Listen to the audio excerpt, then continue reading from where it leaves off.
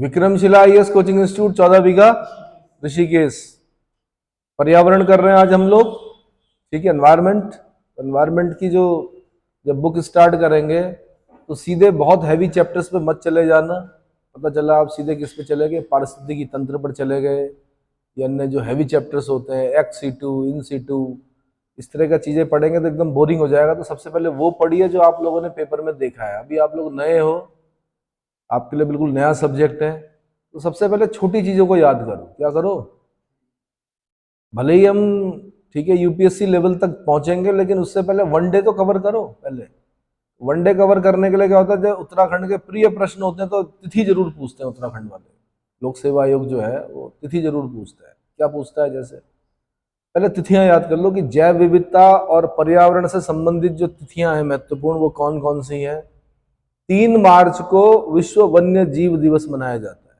क्या मनाया जाता है, विश्व वन्य जीव दिवस। कब मनाया जाता है, 3 मार्च को मनाया जाता है। विश्व गौरैया दिवस कब मनाया जाता है, 20 मार्च को मनाया जाता है। क्रमबद्ध बता रहा हूं मैं।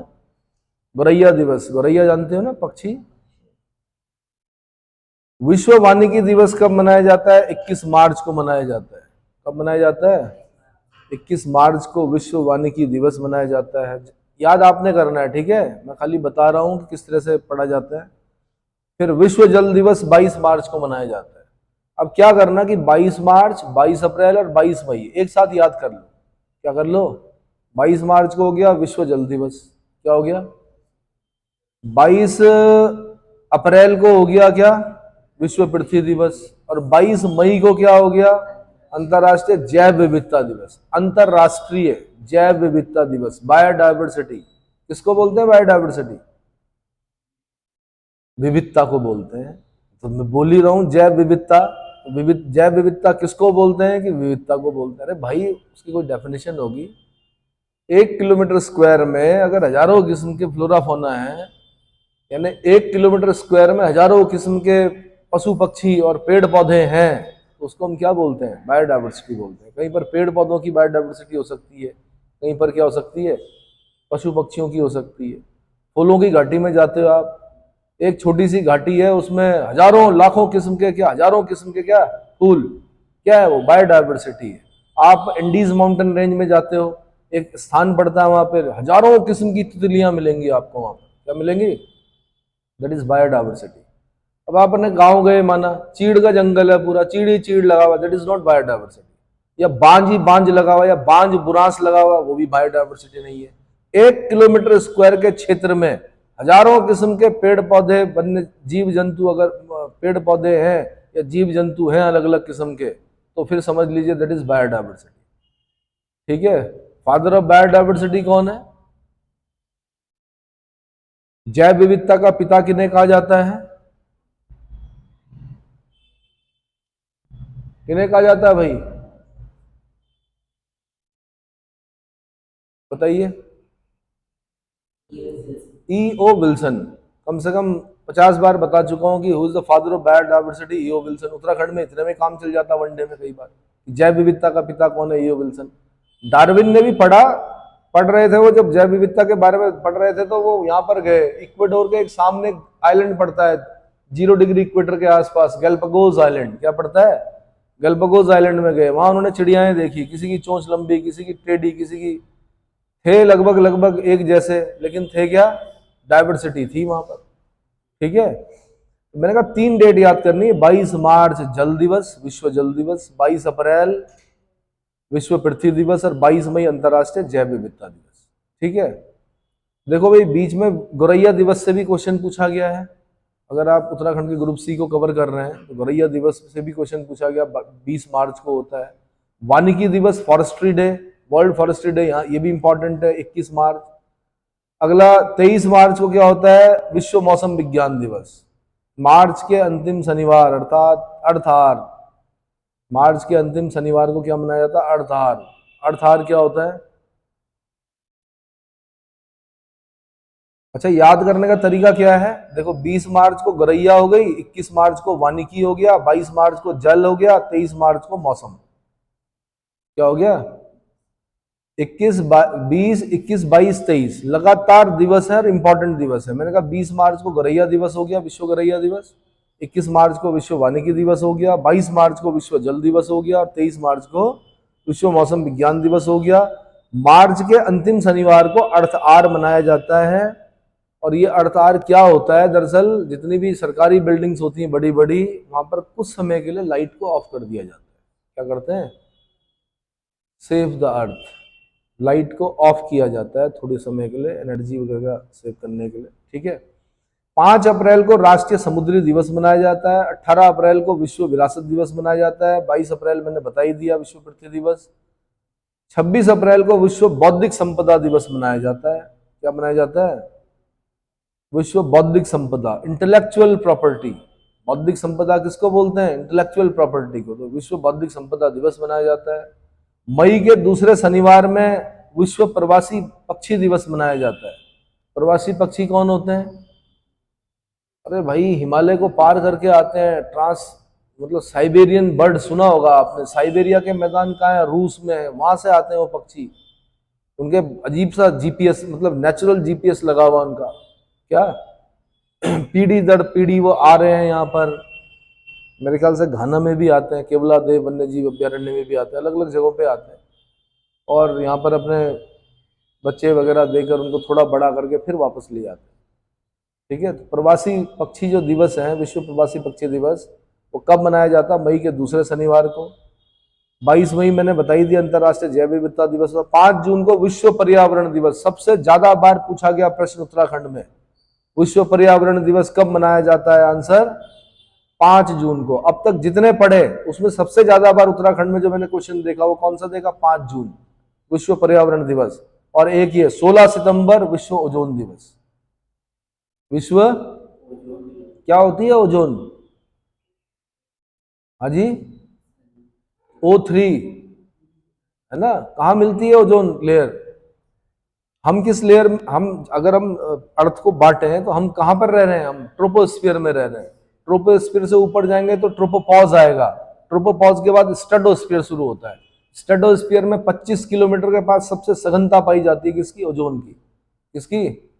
और आप लोगों ने जिस प्रकार से रेफ्रिजरेटर, फ्रीऑन गैस और डिओड्रेंट और बहुत सारे क्लोरोफ्लोरोकार्बन जो छोड़े, उसकी वजह से क्या हो गया? वो ओजोन लेयर झीनी हो गई है। क्या हो गई है?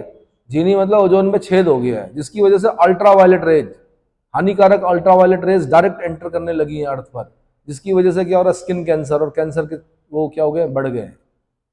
समझ में आ रहा है क्या बताना चाह रहा हूं?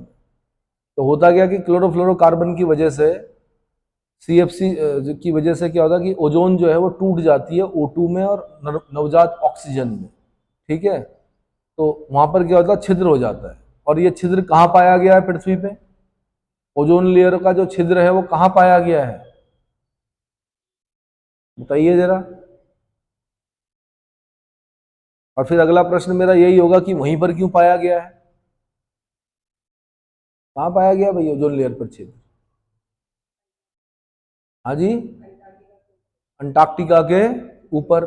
धुआं आपने यहां छोड़ा, यूरोप में इंडस्ट्रियलाइजेशन हुआ, धुआं यहां छोड़ा, पूरा जमीन जो ज्यादा है वो कहां पर है? आपकी ऊपर है, और छेद कहां हो गया? अंटार्कटिका में हो गया। ऐसा क्यों? छेद तो यूरोप के ऊपर होना चाहिए था ना, अमेरिका के ऊपर होता, चीन के ऊपर होता, यूरोप के ऊपर होता, जिन्होंने इंडस्ट्रियलाइजेशन, जिनके विकास के, जिन्होंने इतना धुआं छोड़ा, इतना क्लोरोफ्लोरोकार्बन छोड़ा कि क्या हो गया?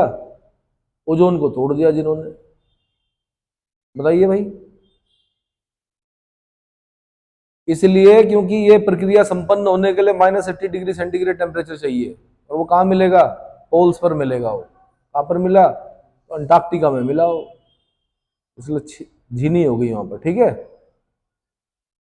उम्मीद है समझ में आया होगा। ऐसे ही कुछ महत्वपूर्ण संस्थाएं होती हैं, उनके स्थान होते हैं। जैसे आपसे पूछेगा कि भारतीय प्राणी विज्ञान सर्वेक्षण केंद्र कहां पर है? क्या?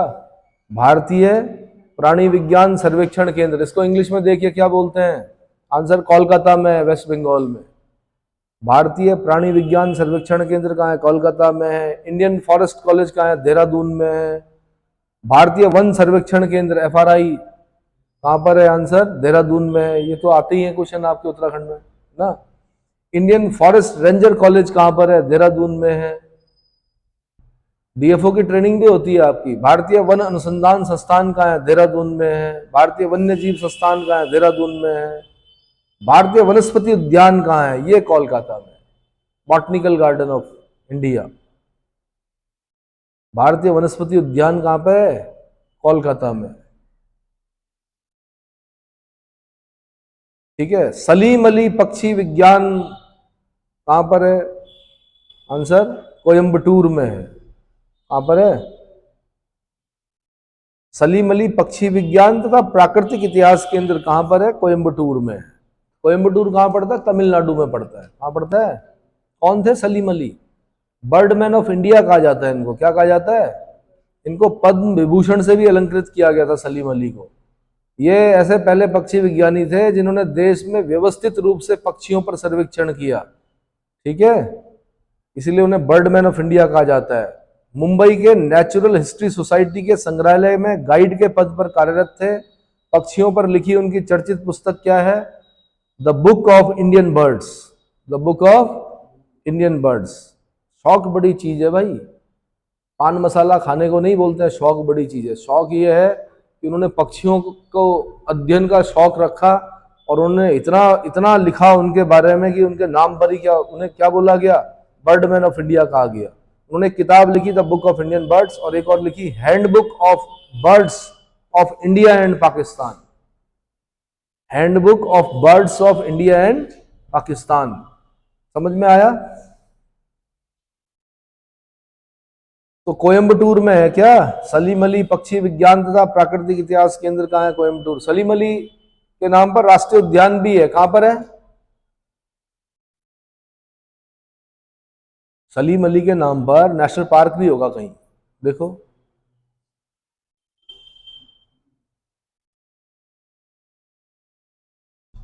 उसके बाद बता रहा हूं मैं, जम्मू कश्मीर में सलीम अली नेशनल पार्क है। और Salim Ali wild life sanctuary कहां पर है? गोवा में। वाइल्ड लाइफ सेंचुरी कहां है? बड़ा कंफ्यूजन होता है भाई। पक्षी विज्ञानी सलीम अली के नाम पर नेशनल पार्क जो है वो कहाँ है? जम्मू कश्मीर में है। और वाइल्ड लाइफ सेंचुरी WLS कहां पर है? गोवा में। तो गोवा की राजधानी कहाँ है? पणजी। और पणजी किस नदी के तट पर है? मांडवी। किस नदी के तट पर है? वैगई नदी के तट पर मदुरई है, सिटी ऑफ फेस्टिवल्स। चलो आगे। अगला है प्राकृतिक इतिहास और राष्ट्रीय संग्रहालय, national museum of natural history. National museum of natural history ये कहां पर है? नई दिल्ली में। राष्ट्रीय पर्यावरण अभियांत्रिकी शोध संस्थान, ये उत्तराखंड PCS में क्वेश्चन पूछा गया, कई बार बता चुका हूं मैं। NEERI, national environmental engineering research institute. NEERI का हेडक्वार्टर कहां है? अरे नागपुर में भाई, Nagpur, orange capital of India, Maharashtra में Nagpur. Fire brigade Nagpur, RSS Nagpur, NEERI Nagpur, बड़ी बड़ी चीनी मिलें, है ना। Orange capital Nagpur. ट्रेन में जब जाएंगे आप तो नागपुर के अगल बगल से संतरे 10 रुपए में 10 मिलेंगे, थोड़ा आगे जाओगे तो 10 रुपए के 5 मिलेंगे। तो आप पूछोगे उससे कि भाई ऐसा क्यों, तो बोलेगा भाई बॉर्डर चेंज हो गई है। क्या हो गई है? बॉर्डर चेंज होते ही रेट चेंज हो जाता है। National environmental engineering research institute, NEERI का हेडक्वार्टर कहां पर है? महाराष्ट्र में। ठीक है। केंद्रीय पक्षी शोध संस्थान, सेंट्रल एवियन रिसर्च इंस्टीट्यूट कहां पर है? इज्जत नगर, बरेली। इज्जत नगर। और बरेली का प्राचीन नाम क्या बताया था मैंने? अहिछित्र। और किस महाजनपद की राजधानी था? पांचाल महाजनपद की राजधानी अहिछित्र और काम्पिल्य, है ना। पांचाल, जहां की पांचाली थी, पांचाल नरेश द्रुपद की पुत्री द्रौपदी। चलो भाई, केंद्रीय पक्षी शोध संस्थान सेंट्रल एवियन रिसर्च इंस्टीट्यूट कहां पर है? इज्जत नगर, बरेली। बता दिया मैंने। भारत का सबसे विशाल संग्रहालय म्यूजियम जो है वो चेन्नई में है, तमिलनाडु में। भारत का सबसे विशाल मछली घर जो एक्वेरियम है वो कहां पर है? मुंबई में है। सबसे बड़ा एक्वेरियम कहां पर है? भारत का सबसे बड़ा चिड़ियाघर जू कहां पर है? अलीपुर, कोलकाता। अलीपुर, कोलकाता। अलीपुर षड्यंत्र केस सुना है आपने? मॉडर्न में कौन थे उससे संबंधित व्यक्ति? अलीपुर षड्यंत्र केस के तहत किस पर मुकदमा चलाया गया था? ढूंढो। भारत का सबसे विशाल पक्षी उद्यान भरतपुर राजस्थान, भरतपुर राजस्थान। विश्व का सबसे बड़ा चिड़ियाघर क्रूगर, साउथ अफ्रीका में क्रूगर। विश्व का सबसे बड़ा चिड़ियाघर कौन सा है? क्रूगर, दक्षिण अफ्रीका। विश्व में सबसे अधिक जंतु संग्रह वाला जंतु उद्यान कहाँ है? बर्लिन, जर्मनी में। जर्मनी की राजधानी है बर्लिन। जर्मनी की राजधानी कहाँ है? बर्लिन। किस नदी के तट पर है बर्लिन? स्प्री। दिखेगी नहीं, एटलस में नहीं दिखेगी, छोटी नदी है स्प्री। कौन सी? स्प्री नदी के किनारे बर्लिन। ठीक है, ठीक है भाई। अच्छा, अगर हम बोलें कि विश्व धरोहर अभी समय में जो भारत के जैव विविधता संबंधी स्थल हैं वो कौन कौन से हैं, तो एक है काजीरंगा नेशनल पार्क जो कि असोम में है। काजीरंगा बचपन से पढ़ते आ रहे हो, एक सिंग वाले गेंडे के लिए, डायनासोर के लिए, है ना, एक सिंग वाला गेंडा। तो काजीरंगा राष्ट्रीय उद्यान। मैंने कहा वर्ल्ड हेरिटेज अभी समय, विश्व धरोहर अभी समय में भारत के जैव विविधता संबंधी स्थल कौन कौन से हैं? नंबर 1 पे काजीरंगा राष्ट्रीय उद्यान, कहां पर? असोम में। दूसरा मानस वाइल्ड लाइफ सेंचुरी, असोम। मानस, मानस एक नदी भी है, मानस एक झील भी है, मानस आपका वाइल्ड लाइफ सेंचुरी भी है। कहां पर? असोम में। Sundarban west Bengal, Sundarban west Bengal. सुंदरबन आपको पता है ना, गंगा और ब्रह्मपुत्र के डेल्टा को क्या बोलते हैं? सुंदरबन डेल्टा बोलते हैं। क्या बोलते हैं? और कैसा डेल्टा है ये? प्रगतिशील डेल्टा है, चापाकार डेल्टा है, पंजाकार डेल्टा। डेल्टाओं के भी प्रकार होते हैं, पंजाकार नहीं है। पंजाकार तो मिसिसिपी मिजोरी का डेल्टा है, ये चापाकार है और प्रगतिशील डेल्टा है। ये कौन? इसका नाम सुंदर वन क्यों पड़ा? तो सुंदरी नामक वृक्ष होता है यहाँ पर, इसलिए इसका नाम क्या है? सुंदरी, सुंदरी सुंदरवन डेल्टा है। बंगाल टाइगर पाए जाते हैं यहाँ। क्या पाए जाते हैं? अगला नंदा देवी भाई, नंदा देवी बायोस्फीयर रिजर्व कहां पर? उत्तराखंड में। फूलों की घाटी तक विस्तार कर दिया गया है इसका। नंदा देवी बायोस्फीयर रिजर्व उत्तराखंड में है। केवलादेव राष्ट्रीय उद्यान, घाना भी बोलते हैं इसको, राजस्थान में। केवलादेव राष्ट्रीय उद्यान या घाना, कहां पर? राजस्थान में। वेस्टर्न घाट, सह्याद्री पर्वत श्रृंखला, सह्याद्री पश्चिमी घाट को ही बोलते हैं।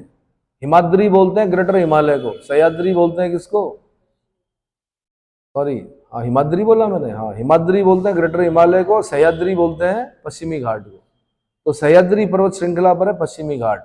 और ग्रेट हिमालय नेशनल पार्क, ये हिमालय श्रेणी में। तो ये 7 चीजों को याद करना है आपने। आपने बोलना है विश्व धरोहर अभी समय में भारत के 7 जैव विविधता स्थल हैं। उत्तराखंड का एकमात्र है Nanda Devi biosphere reserve, Nanda Devi biosphere reserve. समझ में आ गया? नंदा देवी जो अभ्यारण्य, नंदा देवी नेशनल पार्क भी बोल सकते हैं आप उत्तराखंड का। इस तरह से याद करना है। सलीम अली जी के बारे में बताया मैंने, ऐसे ही 2 नाम और याद रखने हैं आपने। कैलाश सांखला का नाम याद रखना है। किसका नाम? ये टाइगर मैन ऑफ इंडिया कहलाते हैं भाई। क्या कहलाते हैं? अगर आपसे पूछेंगे टाइगर मैन ऑफ इंडिया कौन है, तो कैलाश सांखला है। पद्मश्री से अलंकृत किया गया है इन्हें, राजस्थान के हैं ये कैलाश सांखला। ठीक है, बाघों पर कार्य किया इन्होंने। क्या किया? क्या किया भाई? 1973 में जो प्रोजेक्ट टाइगर था ना, प्रोजेक्ट टाइगर कब स्टार्ट हुआ? ये भी क्वेश्चन बनता है कि प्रोजेक्ट टाइगर कब स्टार्ट हुआ। आंसर 1973 में। उसका नेतृत्व किसने किया था? सांखला ने किया था, इंदिरा गांधी जी के समय में, पूर्व प्रधानमंत्री। ऐसे एक रमन कुमार है। कौन है? रमन कुमार। एक तो रमन सिंह है, वो छत्तीसगढ़ के पूर्व मुख्यमंत्री, उनकी बात नहीं कर रहा हूं मैं, रमन कुमार की बात कर रहा हूं। ये एशियाई हाथियों के संरक्षक है। क्या है? अब देखो ना, हाथी पे कुछ नहीं है वैसे देखा जाए तो। उसको मारोगे तो क्या करोगे? खाओगे? खा ही नहीं सकते। उसकी खाल किसी काम की है हाथी की? हाँ जी, क्या उसकी खाल से कुछ बन सकता? हाथी की खाल से कुछ भी नहीं बन सकता। क्यों मार रहे फिर उसको? दांत के लिए। उसके दांत ही उसके दुश्मन। इसीलिए ज्यादा दिखावा नहीं करना चाहिए। दिखाने के दांत अलग और खाने के अलग, है ना। तो उसके दांत ही उसके शत्रु बन गए। क्या बन गए? ऐसे ही बाघ को मारते हैं। बाघ को खा सकते हो? नहीं खा सकते। अरे नहीं खा सकते भाई, बाघ का मीट कहाँ खाया जाता है? खा लोगे आप? बाघ को खाल के लिए मारा जाता है, उसके दांत के लिए मारा जाता है, उसके जो दांत है उसके ताबीज बनाकर बेच दिए बस लोगों को, बोल दिया कि शेर के दांत। क्या करोगे यार, अपने दांतों की रक्षा करो, शेर के दांत गले में टांग के क्या करोगे। एशियाई हाथियों के संरक्षक कौन है? रमन कुमार, प्रतिभाशाली वैज्ञानिक हैं, पर्यावरणविद हैं रमन कुमार, ठीक है। बेंगलुरु के भारतीय विज्ञान संस्थान के सेंटर फॉर इकोलॉजिकल साइंसेज के अध्यक्ष रहे हैं रमन कुमार जी। 1980 के दशक में हाथी मनुष्य संघर्ष पर शोध किया इन्होंने और निष्कर्ष दिया कि एशियाई हाथियों को बचाने के लिए संतुलित रणनीति अपनाई जानी चाहिए। पाषाण काल से लेकर अब तक एशियाई हाथियों की पारिस्थितिकी और सांस्कृतिक इतिहास की विस्तृत ब्यौरे की दृष्टि से सुकुमार जो रमन सुकुमार जो हैं, उनकी एक पुस्तक है the story of Asia's elephant, the story of Asia's elephant, ये बड़ी महत्वपूर्ण है। उन्हें ब्रिटेन के व्हिटले गोल्ड अवार्ड, जिसको ग्रीन ऑस्कर कहा जाता है, इसको व्हिटले गोल्ड अवार्ड को ग्रीन ऑस्कर भी कहा जाता है, ये मिल चुका है किनको? रमन सुकुमार जी को, ठीक है। तो मनुष्य हाथी संघर्ष क्यों हो रहा है? इसलिए हो रहा है कि लोग बोल रहे हैं कि हाथी हमारे इलाके में आ गया। क्या आ गया? जैसे यही क्षेत्र है, ये हाथी का क्षेत्र है, दरअसल किसका क्षेत्र है भाई? राजाजी नेशनल पार्क है, ठीक है, हाथियों का क्षेत्र है। कई सदियों से हाथी यहाँ पे रह रहे हैं और उनका कंसेप्ट ये है कि उनको कोई बताता नहीं है, उनके पापा नहीं सिखाते उनको, कभी बचपन में गए होंगे अपने दादा के साथ, तो उनका एक रास्ता तय होता है कि उस रास्ते से जाना उन्होंने। खारा स्रोत के पास कहीं पर, नाम जहाँ का खारा स्रोत, नमक भी चाटना ही पड़ता है उनको, कहीं ना कहीं पर नमक चाटने के लिए जाते हैं या कुछ पानी पीने जाते हैं या जो भी है। अब क्या हो गया, बीच में मानव बस्तियां आ गई, क्या आ गई, और उन बस्तियों में हाथी आ गया। तो मनुष्य ने कहा कि ये हमारे इलाके में आ गया, जबकि वो आपके इलाके में नहीं है, आप उसके इलाके में क्या हो। और भाई अब टस्कर है, यंग है, उसका हार्मोनियल जो क्या है चरम पर है, और उसको उसके क्या बोलते हैं झुंड के द्वारा उसको निकाल दिया गया है, वो फ्रस्ट्रेटेड है, क्या है, उसकी समझ में नहीं आ रहा, यंग है ना अभी, उसकी समझ में नहीं आ रहा मुझे क्यों निकाल दिया। इसलिए क्योंकि बड़े उपद्रवी हो चुका है वो। क्या हो चुका है? उपद्रवी हो चुका है, टस्कर बोलते हैं उसको। वो और क्या करेगा फिर? तो वो आपके इलाके में आएगा तो तहस नहस कर देगा, फिर आपका संघर्ष होगा उसके साथ, फिर आप तरह तरह के क्या, कोई गर्म पानी डालता है, कोई कुछ करता है ना। नीचे दक्षिण में तो मैंने कहीं सुना कि वो अनानास के अंदर बम रखते हैं, हाथी को खिलाते हैं, हाथी क्या हो जाता है, जख्मी हो जाता है, मर भी जाता है हाथी कई बार। हाँ जी, मुंह फट जाता है उसका, मर जाता है, जख्मी हो जाता है कई बार, ठीक है। ये नहीं करना है यार, समझना है उस चीज को। सरकार भी सचेत हो गई है। अब यहाँ से लेकर देहरादून के बीच में बताया जा रहा है कि जो हाईवे बनेगा वो आपका कैसा बनेगा, उठ के बनेगा, ताकि हाथी नीचे से क्या कर सके, पास कर सके। बड़ा सेंसिटिव जानवर होता है हाथी, उसके हाथ, उसके पैरों में भी क्या है वाइब्रेशन से पहचान लेता है वो। अब क्या है कि पहले एक आध गाड़ियां जाती थी रोड पर, अब दिन भर क्या है लगी हुई। अब हाथी को पार जाना है, उसके बच्चे उधर हैं या माना उसको उस तरफ जाना है, कब तक वेट करेगा वो? आप तो खड़े होते नहीं लाइनों पर, लाइन तोड़ते हो ना, शादियों में खाने के लिए लाइन तोड़ते हो आप, एटीएम पे लाइन तोड़ते हो आप, तोड़ते कि नहीं तोड़ते? बस कहीं पे टिकट लेने हो वहां पे लाइन तोड़ते हो, ढूंढते हो आप कोई तरीका कि बस कैसे हो जाए रिजर्वेशन, ऐसे ही हो जाए मेरा। तो यार हाथी भी तो परेशान होगा, समझ में आ रहा है? इसलिए इस प्रकार के हाईवे बनाए जा रहे हैं कि जिससे नीचे से हाथी अपना जाता रहे और ऊपर से आपका ट्रैफिक भी सुचारू रूप से चलता रहे, समझ में आया? तो रमन सुकुमार जी का नाम पढ़ना है आपने, एशियाई हाथियों के संरक्षक। सलीम अली मैंने बता दिया, बर्डमैन ऑफ इंडिया, और कैलाश सांखला जो है टाइगर मैन ऑफ इंडिया। इतना समझ में आ गया?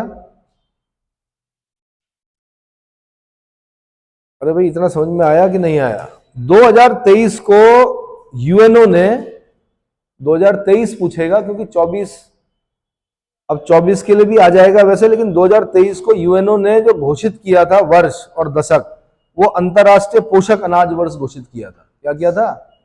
अंतरराष्ट्रीय पोषक अनाज वर्ष। अब आपने ये देखना कि यूएनओ ने 2024 को किस रूप में घोषित किया है। 2024 वर्ष को किस रूप में घोषित किया है यूएनओ ने। साथ में एक क्वेश्चन और आ सकता है कि 2021 से लेकर 2030 तक के दशक को यूएनओ ने किस रूप में घोषित किया है। तो आंसर पारिस्थितिकी तंत्र बहाली दशक, पारिस्थितिकी तंत्र बहाली दशक। अरे भाई, प्रत्येक दशक को वो अलग अलग रूप में क्या करता है?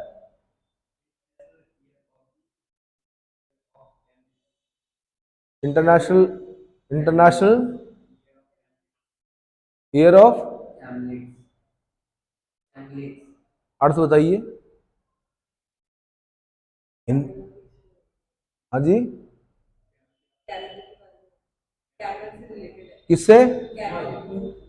ऊंटों के लिए, यानी 2024 ऊंटों को समर्पित कर दिया किसने? यूएनओ ने। हाँ, international year for कैमलेट्स, year of कैमलेट्स घोषित कर दिया 2024 को। 2023 जो वर्ष था वो अंतरराष्ट्रीय पोषक अनाज वर्ष था। 2021 से लेकर 2030 तक के जो दशक है उसको उसने पारिस्थितिकी तंत्र बहाली दशक के रूप में क्या किया? घोषित किया था। एक और क्वेश्चन आ सकता क्योंकि 24 चल रहा है, 2014 से 2024 निर्वहनीय ऊर्जा दशक के रूप में, निर्वहनीय ऊर्जा दशक, इसको इंग्लिश में भी देख लीजिए भाई, क्या बोलते हैं? निर्वहनीय ऊर्जा दशक के रूप में क्या किया उसने? घोषित किया था। इतना समझ में आया? तो बुक उठा के सीधे पूरा नहीं पढ़ना है, पहले इंटरेस्टिंग चीजें पढ़नी है, आपने इंटरेस्ट क्रिएट करना है, फिर धीरे धीरे धीरे आपका क्या होगा? इंटरेस्ट क्रिएट होगा, फिर धीरे धीरे आप क्या करेंगे? आगे की तरफ बढ़ेंगे और आपका इंटरेस्ट आगे बढ़ता जाएगा और एक दिन आप पर्यावरणविद होंगे। क्या होंगे भाई? पर्यावरणविद होंगे। अब मैं आपको बता दूं कि विश्व नेटवर्क पर मान्यता प्राप्त भारत के जैव मंडल रिजर्व कौन कौन से हैं? यानी UNESCO, United Nations Educational Scientific and Cultural Organization, headquarter Paris, headquarter Paris. UNESCO ने मानव एवं जीव मंडल कार्यक्रम, मैब बोलते हैं इसको, क्या बोलते हैं? मैब, MAB, मैन एंड बायोस्फीयर में भारत के सूचीबद्ध 12 जैव आरक्षित क्षेत्र कौन कौन से हैं? तो नीलगिरी है सबसे पहले, 2000 में शामिल किया गया था। केरल, तमिलनाडु, कर्नाटक में पड़ता है नीलगिरी, पता है? ईस्टर्न घाट और वेस्टर्न घाट जहां पर मिलते हैं उसको नीलगिरी हिल्स कहा जाता है। हाईएस्ट पीक दोदा बेटा है, वहां पर टोडा नामक जनजाति निवास करती है। क्या करती है? टोडा नामक पहाड़ी जनजाति कहाँ निवास करती है? नीलगिरी हिल्स पर निवास करती है। नीलगिरी हिल्स की हाईएस्ट पीक क्या? दोदा बेटा। नीलगिरी कहाँ पड़ रहा है? केरल में भी पड़ रहा, तमिलनाडु में पड़ रहा, कर्नाटक में भी पड़ रहा। तो ये इसको मैब में शामिल किया गया नीलगिरी को 2000 में। फिर उसके बाद 2001 में मन्नार की खाड़ी और सुंदरबन को, मन्नार की खाड़ी आपकी तमिलनाडु के नीचे पड़ती है, सुंदरबन आपका बंगाल, पश्चिम बंगाल में पड़ता है। फिर 2004 में नंदा देवी को, जो कि उत्तराखंड का है, 2004 में शामिल किया गया। उसके बाद नोकरेक मेघालय, नोकरेक कहाँ पड़ता है? मेघालय, उसको 2009 में शामिल किया गया। पंचमढ़ी मध्य प्रदेश 2009 में शामिल किया गया। हिल स्टेशन है मध्य प्रदेश का पंचमढ़ी, क्या है?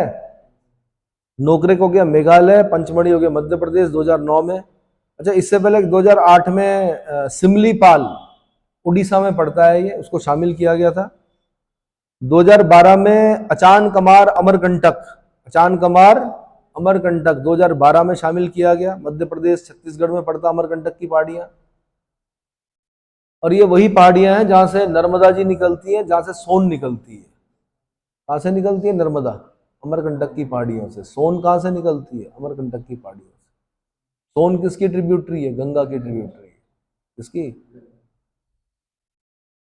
ग्रेट निकोबार अंडमान निकोबार का पार्ट है, 2013 में शामिल किया गया। अगस्त्य मलाई तमिलनाडु और केरल में पड़ता है, अगस्त्य मलाई की पहाड़ियां 2016 में शामिल किया गया। कंचनजंगा सिक्किम में पड़ता है। भारत में हिमालय की सर्वोच्च चोटी कंचनजंगा है, खगचेंद्रजंगा या कंचनजंगा, ठीक है? कहां पड़ता है? सिक्किम में पड़ता है, 2018 में शामिल किया गया। और पन्ना मध्य प्रदेश 2020 में शामिल किया गया। पन्ना, तो मैन एंड द बायोस्फीयर यानी मानव एवं जीव मंडल कार्यक्रम में भारत के सूचीबद्ध जैव आरक्षित क्षेत्रों की संख्या कितनी है? 12 है, और वो 12 के 12 मैंने आपको बता दी। क्लियर हो गया? तो पहले इतना याद कीजिए, फिर आगे बढ़ेंगे इंटरेस्टिंग चीजों के साथ। अगले लेक्चर में बताऊंगा मैं आपके एनवायरनमेंट में और क्या पढ़ना है आपने, ठीक है? तो